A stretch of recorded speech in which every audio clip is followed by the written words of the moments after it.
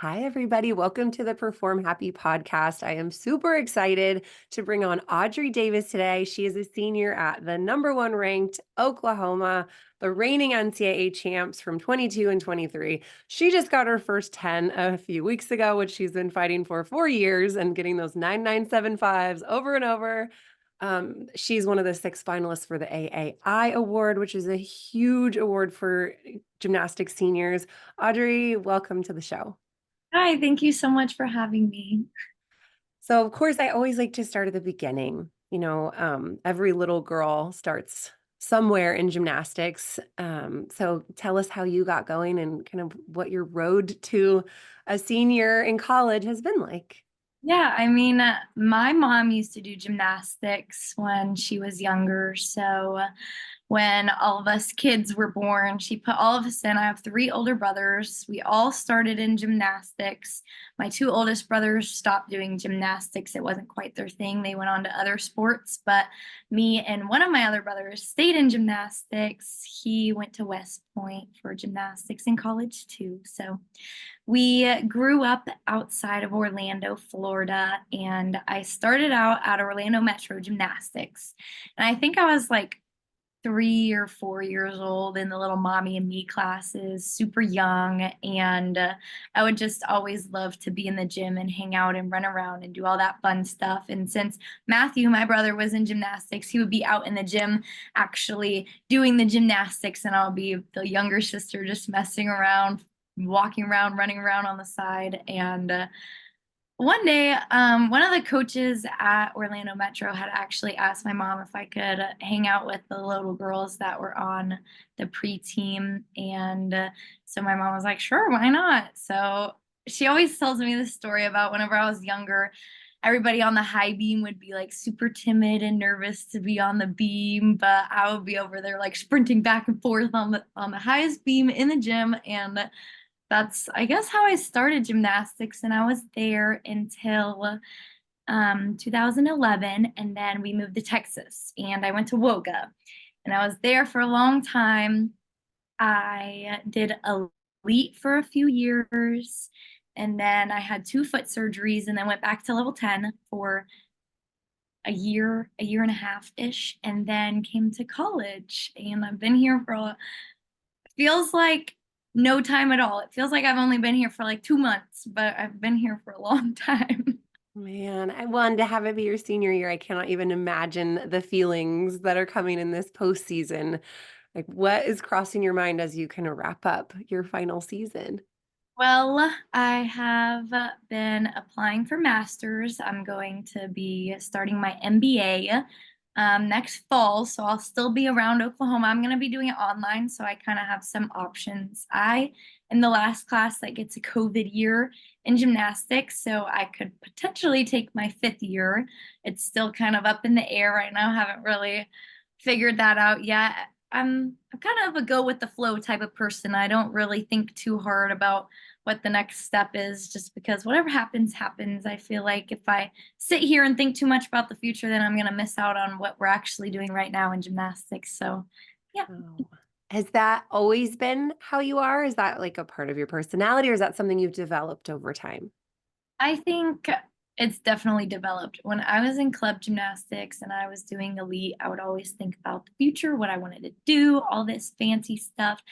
And then you get there and you're kind of like, oh, I want to slow down. I'm in college. You only get so much time here in gymnastics. And it's a really cool opportunity being able to be here and doing gymnastics here at Oklahoma. So I'm kind of just taking it day by day and wishing the days would go slower because it's going by so fast. If I could say anything at all, it's that college goes by so extremely fast.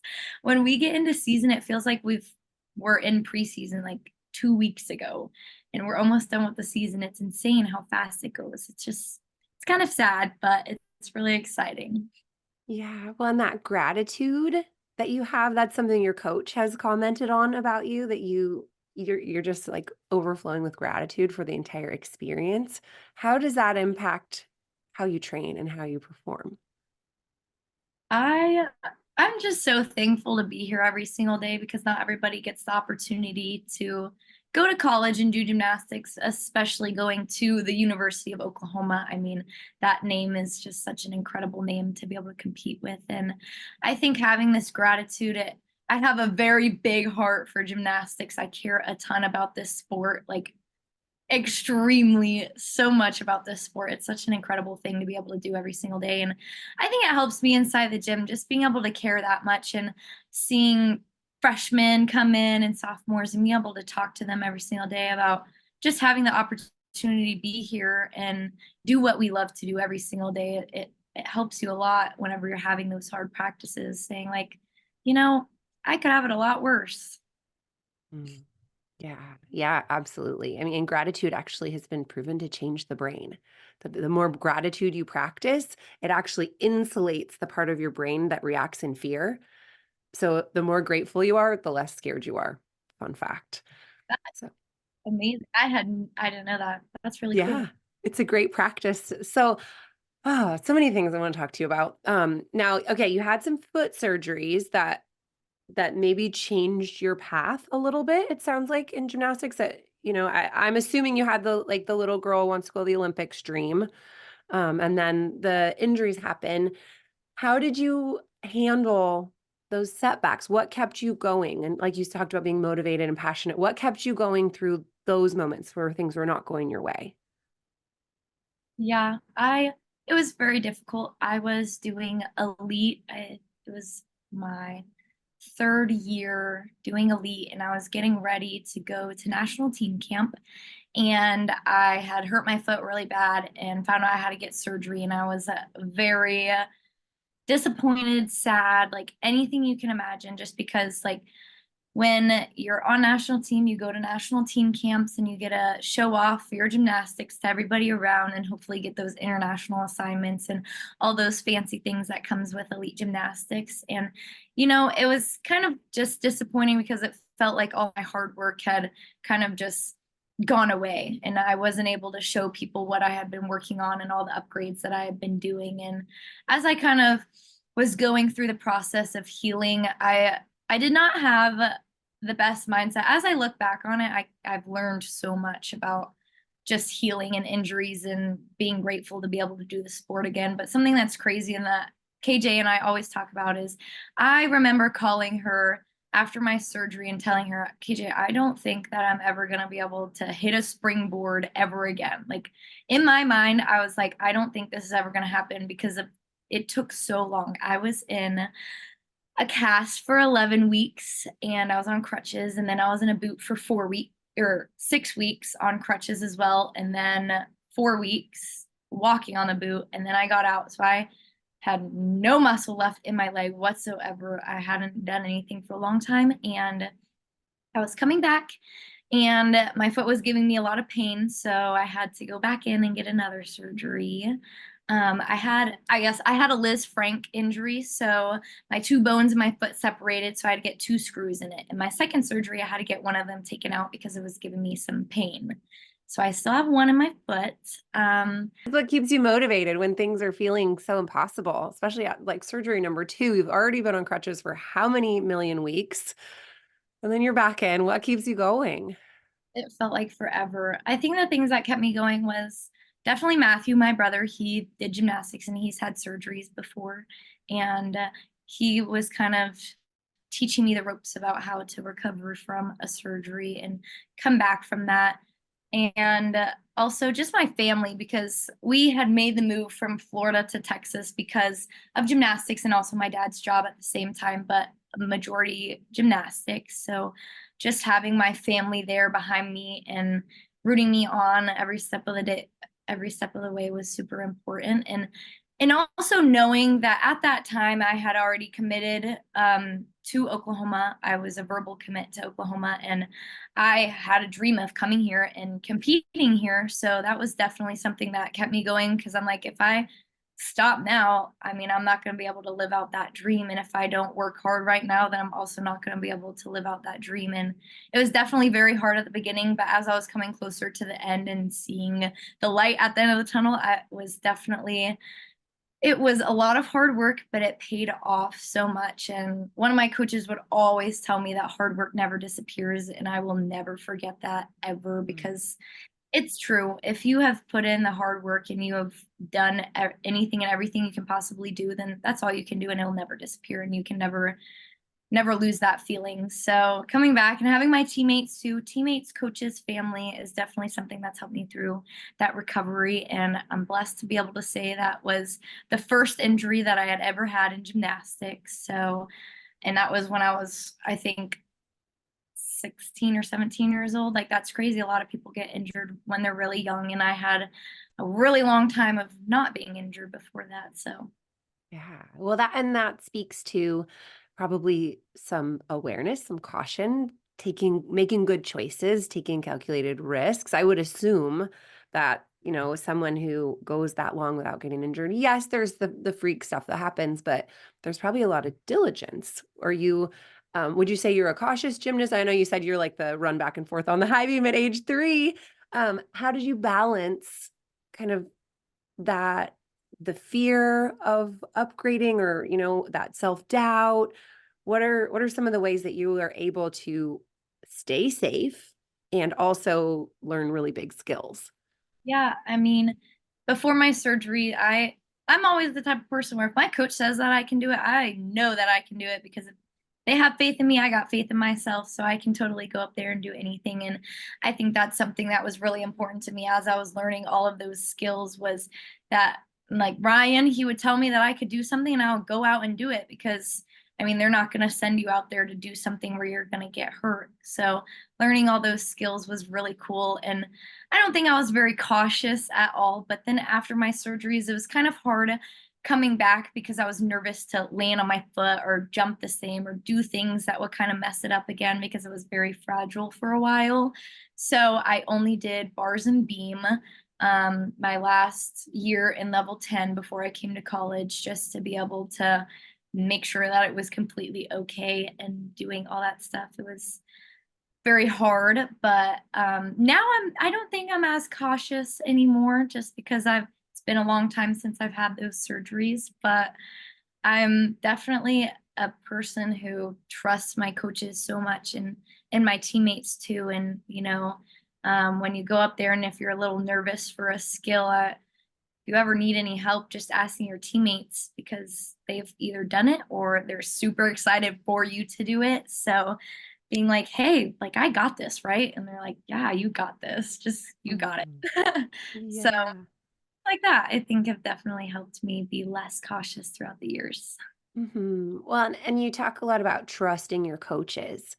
How did your coaches earn your trust? Did you just from the beginning give it to them and hope it worked, or did they earn it from you?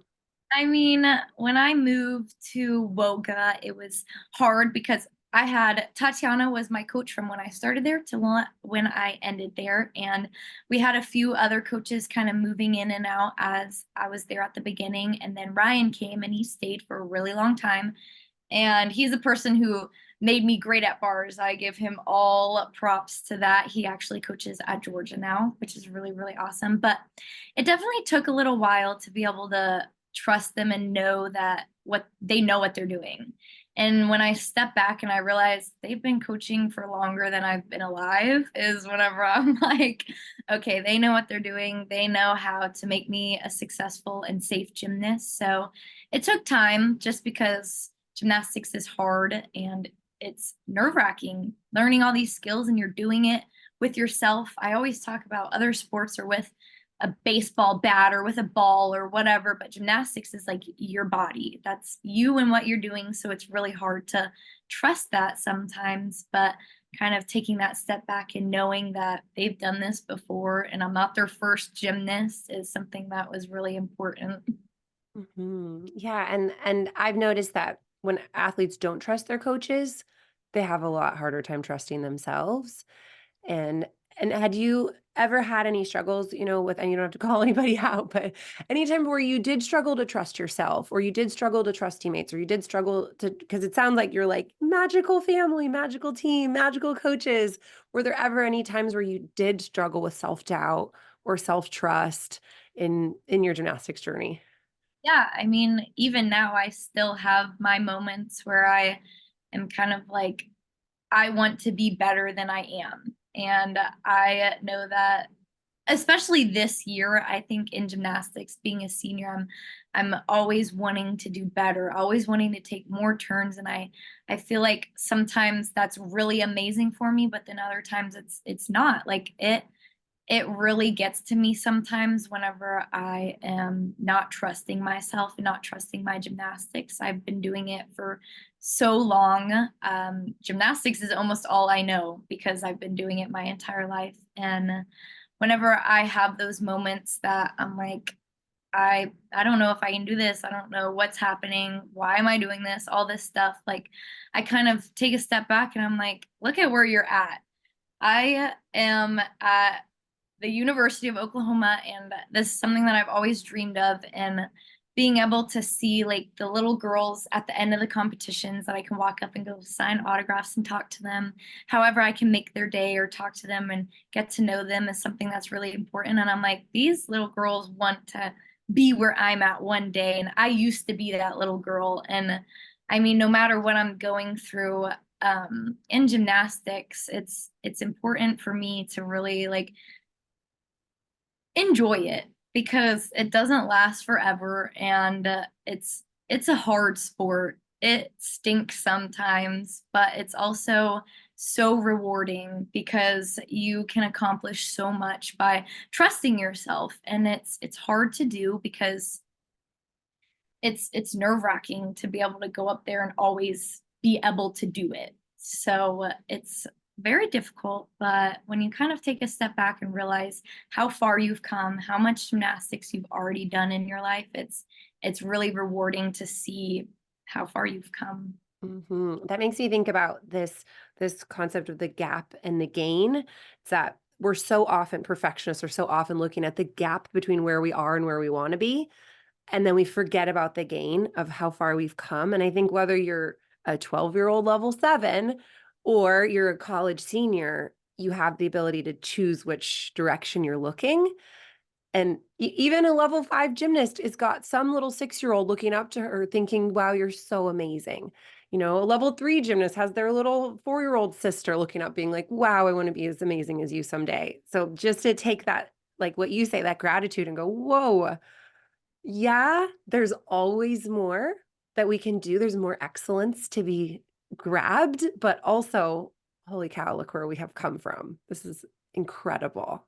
You don't even have to be like such a high level gymnast, like you said, even from the first days of gymnastics, like you're doing something new every single day. You're growing, you're learning, you might be doing the same skills every day, but you're also growing with those skills. The more you do them, the more comfortable you get with them. And you're always growing, no matter if you have a bad day or a good day inside the gym. I mean, it's giving you a lesson. If you have a bad day, then you can step back and realize how to kind of go about it the next day. And if you have a great day, then you can step back and be like, wow, I just did that. I had a great day. And it's not easy to say that in gymnastics.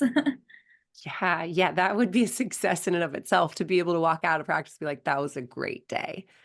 Yeah. So, okay, you have this incredible hit percentage. You are 99% hit. You have, I think, hit 185 consecutive routines I at have this point. Okay. Um, and so I think of this in a couple of ways. Like, first of all, wow, how do you get so consistent? And then there's this other piece that's like, do you think about that one routine freshman year always of like the yes, because it was on, I don't do this skill anymore, but it was in a noti. And I literally, right when I jumped for that skill, I was like, are you kidding? I knew that I was not going to be on the beam. I don't even know how I got my foot on the beam before I fell off.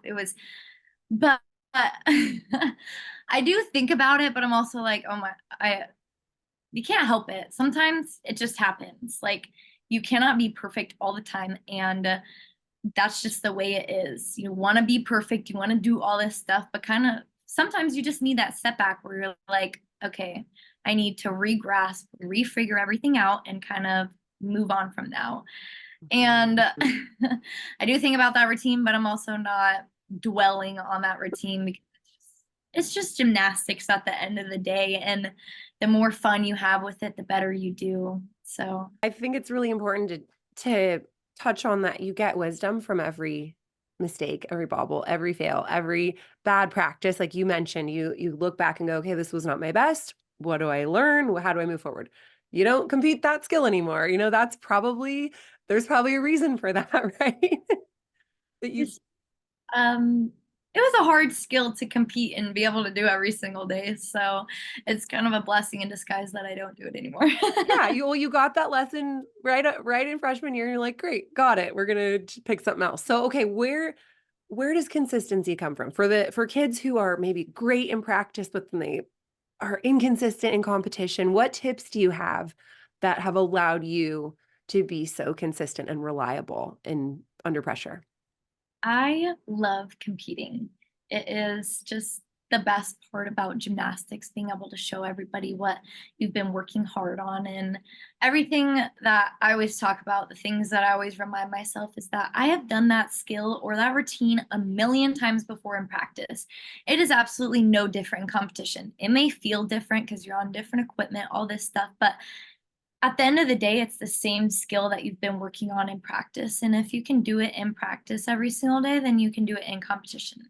And every once in a while, you're going to fall. It's going to happen. And it stinks. It's not fun. But that's when you go back into the gym and you work really hard on being disciplined and all that fun stuff when it comes to that skill and just trusting my training. Because at the end of the day, I look back at practice and you're kind of just like, okay, well, how many times do I ever fall on this skill? Like, actually, how many times do you fall on that skill? And then when you think about it in competition, it's really whatever that percentage is. And you go up and you compete, and you just have to have confidence in yourself. And when I was in club, I would go up on the beam or bars in elite, let's say, and I would kind of just be like, I don't know if I'm going to make this routine. Like, I'm not sure what's going to happen when I get up on the beam. Um, but as I've gotten to college, I have no doubt that I'm going to make my beam routine or my bar routine or whatever I'm doing in the competition because of how many times I've done that skill or that routine. And it's really important to just not doubt yourself. And it's really hard to do in gymnastics just because you want to be perfect all the time. That's something that is this sport. You're getting judged, you're getting scored. Like that's going to happen in gymnastics. But at the end of the day, how many times have you actually made that skill compared to how many times you've fallen? And I always remember that. And I always tell myself to trust my training, especially when I'm in the meet and I'm getting a little bit nervous or I warm up bad. Like a few meets ago at home, I was wobbling all over the place on beam. My warm up was not great at all, but I kind of stepped back and I was like, all right, how many times do you ever fall on that or wobble on that in a row? And then I went did one of the best routines that I've done this year. And it was something that was really cool to be able to look back on and be like, no one will know that I had that bad of a warm up because you don't see that. You only see what we do in competition. But talking about that's really important because you're not going to be perfect all the time. You're not going to be 100% consistent all the time. But if you rely on the things that you know, then it's going to help you so much. Yes, that's like this is a message for the level 9 who has a brand new release, who is mad at themselves because they didn't hit it in their first meet, or their second meet or their third meet. Whereas, you look at these college girls who just hit, hit, hit, hit, hit, hit, hit. Well, of course, because you've been doing it for 6 years. You've been doing that routine for however many years. It makes sense that it's sort of just muscle memory and execution. Like you get out there and you just perform Yeah. anymore. I went to a camp. I've gone to this camp multiple times, but there's this girl there and she's very hard on herself. She's a level 10 gymnast and she had just gotten her Jaeger last year, I think. And she was getting super frustrated because she could not make her Jaeger every single time. She would catch it, she would fall, catch it, fall. It was not consistent. And I kind of talked to her on the side a little bit and I was like, if you look at your kit, for example, when you were younger, you could not make your kip, and then you make it and fall on it, make it, fall on it. But now it's not even a question in your head if you're going to make your kip cast handstand on the bar. And that's the same thing with your Jaeger. Your Jaeger may be a little bit harder, but it's also like you just started doing it. And if you're that hard on yourself when you just start doing it, it doesn't make it any easier, and it doesn't make it fun. So if you really take a step back and think about your kip, your cast handstand, your back handspring on the beam, whatever that you may be doing now that you don't even think about because you have bigger skills to think about, like those are the things you have to remember, is learning your back handspring for the first time, your giants for the first time, all those things that you don't even question now, and you're doing all these other things. Yeah, and it's like back to the gap and the gain. Yeah. Like, yeah, I can hit a level 7 routine in my sleep, which was super hard for me when I was learning it. And now I'm giving myself a hard time about a Jaeger, which I've only done 100 times versus the thousands and thousands of kips. It's really good perspective to go, well, of course you're not consistent yet. That makes sense. Like, it would be miraculous if you were on, on 6 months in, perfect at this new skill. It's just not. Like, it's okay to not be perfect right off the bat. Some skills you may get right away and it's going to be awesome and amazing, but then other skills, it might not work like that. And it's okay if it goes that way. You can't do anything about it. If you're giving it your all, that's all you can do. Okay, so you've got a lot of medals on your in your life. If they were all hanging up, it would be like your whole room would probably be completely covered in medals and trophies and banners. But can you share a particularly memorable experience where you found joy in gymnastics regardless of the outcome? A moment that I found a lot of joy was whenever I got to compete vault. And it may not have been the best vault. I don't even remember how the vault went. I just remember the moment because, like I said earlier, I called KJ after my surgery and I was like, I can't imagine vaulting again, punching the springboard, doing all that when it comes to vault. And practicing it in the gym was one thing and being able to do that every day. But when you go out in competition, it's a lot different. And being able to compete my first vault in college was super incredible. And a lot of people don't know how much that meant to me. It may be like, oh, my first bar routine or beam routine, because those are my better events. But when it comes to that vault, I just always smile because I'm like, if you guys knew what I was thinking in my head a few years ago, you would not imagine me vaulting ever again. Like, I doubted myself so much when it came to that event, and it was really, really, really awesome to be able to compete it and practice it every single day and just have that moment and that joy. That's the beauty of setbacks, is that when you're good at something and you keep being good at something, that's great. But when you've got like this hurdle mentally, physically, that you get to the other side of, it's like a whole different joy and being able to overcome. It's I mean, absolutely. now, have there been other, like, obviously I work with a lot of like mental struggles. Have there been any particularly challenging mental struggles that you had to get through in your career? And how did you get through it? I luckily have never had any mental blocks when it comes to gymnastics and twisting and doing certain skills in gymnastics, but I have been around people who have, and it is so difficult and it's so challenging because this sport is so mental. When you think about it, you're doing everything with your own body. You have to trust yourself, you have to trust your training, you have to know that you're capable of it. And it's really difficult to be able to do that every single day. And looking at just the moments, I had a friend who was incredible at gymnastics, and she got a lot of mental blocks at one time. So it was very difficult for her. And when that happens, it's really hard to kind of move on from it. But everything that I've learned and seen throughout the years is that if you have just a mental block on a skill or whatever you're doing, just kind of taking a step back and going to step one.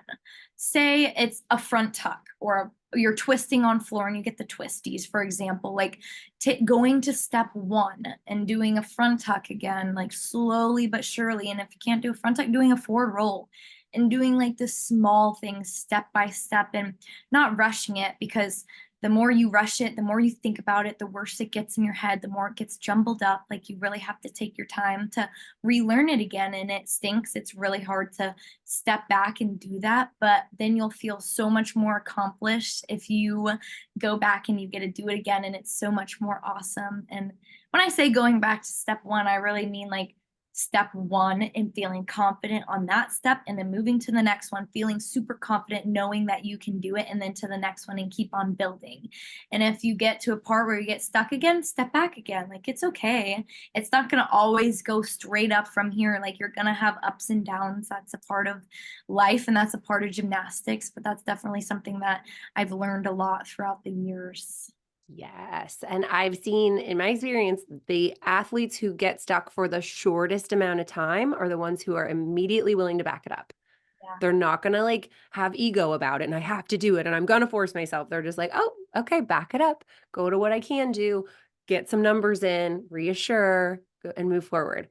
And so you've seen the best of the best get stuck in their head and they just got to back it up. Simone Biles, back it up. Like, whatever, you just back it up, do the work, get back to where you were, be patient. It's like not rocket science, but these kids are like, but I'm so tough. I'm going to just force it. And if you just back You it just up. want to do it. But it's also like, if you take a step back and you go step by step, it honestly goes so much faster than you trying over and over and over again to make that skill again. And you're just jumbling it up in your head. So it's okay to step back. Like we've been saying, like, it's okay to not be perfect all the time. You really have to know that and trust that when it comes to your gymnastics. Yes. Okay. Now I'd love to chat a little bit about culture. So you say you trust your teammates, and you guys have obviously been doing something right to have won NCAA last year and the year before. So what are some things that your team does? Like, just give us all the dirt on what does Oklahoma do that creates this amazing culture of winning, but also I think a lot of joy and happiness.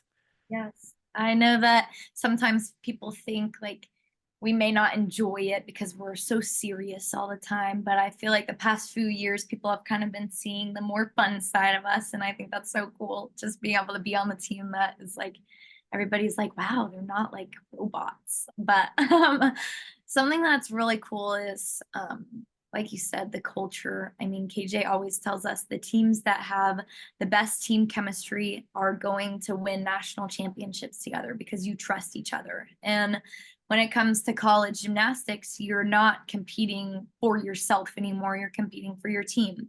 And that is the biggest change ever. Because in club, you're competing for yourself and you get all that joy yourself. But in college, you go up and you do your routine so that you can get that score for the team.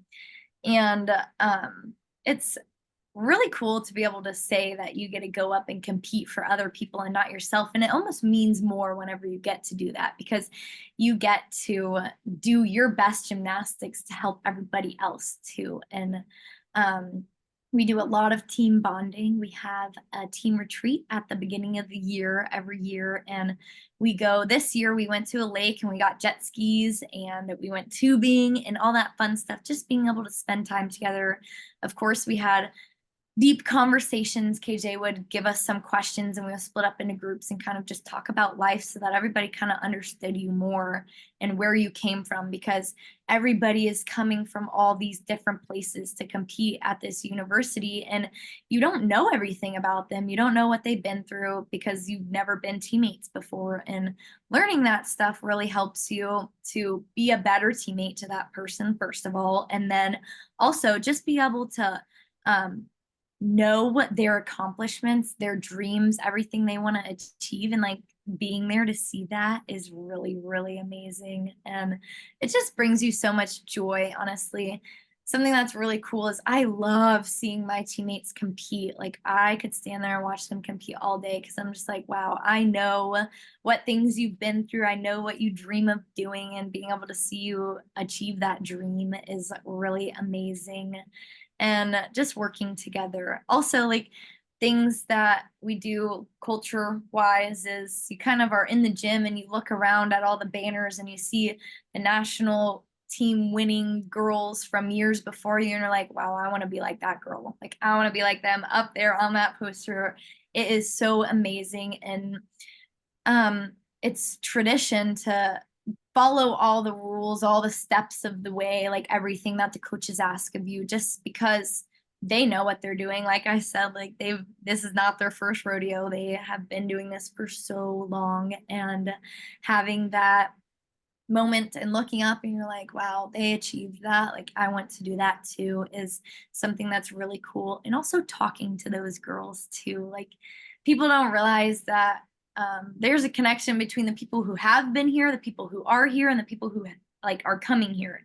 You have that forever connection with those girls just because we've all been through the same exact things. So I hope that answered your question. I kind of got on a little random tangent, but No, I mean, it's so amazing. I'm like have this daydream in my mind of what if club gymnasts were so all in for each other and we're so supportive and we're like so trusting of each other. If that cutthroat nature could just drop a little, like what would be possible in gymnastics? no, literally.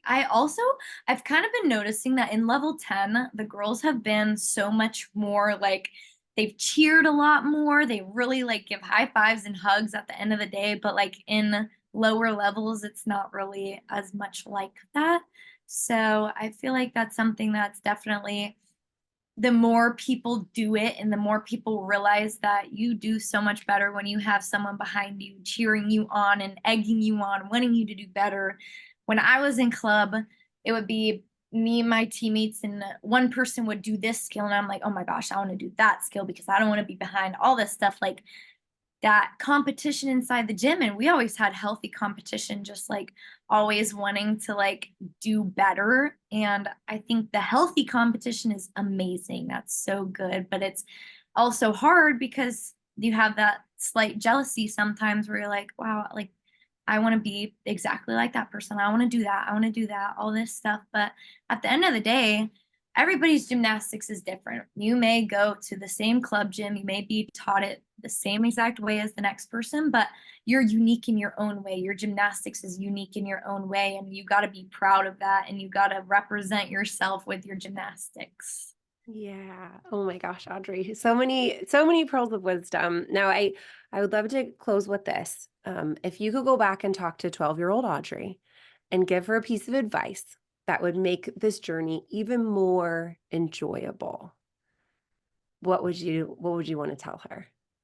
I'm imagining myself at 12 years old. I was actually um, just had gotten to Woga. It was my second year there.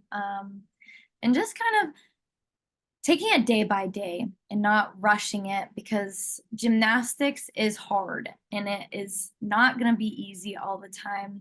If it was easy, every person would be doing it. Every person could go out there and do a backflip, but not everybody can. So you really have to take pride in yourself. You have to take pride in your gymnastics and know that you're capable of so much more, and really just enjoying it. Because something that I've learned being in college is the more fun that you're having, the more smiles, the more laughs, everything, it makes gymnastics so much easier because you're not thinking about it so much. And when you take the time to dwell on all the things that you could be doing, all the things you want to do, it just sucks the fun out of it. So if I could remember anything, it would just to be enjoy the moment that you're in and not want to rush too much, because you'll look back on that day and realize that like you could have been a better teammate to that person next to you. You could have done something different. And that's also something that's really important, is being a good teammate to the people around you. You are going through the same exact things.